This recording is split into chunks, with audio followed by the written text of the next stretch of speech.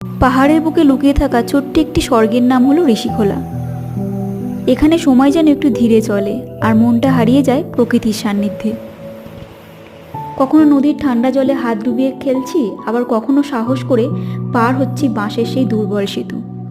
কোলাহল থেকে অনেক দূরে নদীর ধারে একা বসে যেন মনের সব কথা বলেছি নদীর সাথে।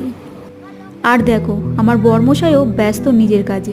নদীর পাশে পড়ে থাকা পাথরগুলোকে কুড়িয়ে একটার উপর একটা সাজিয়ে তৈরি করছে একটা ছোট্ট শিল্পকর্ম। সে যেন এক নিজের খেয়ালে আছে।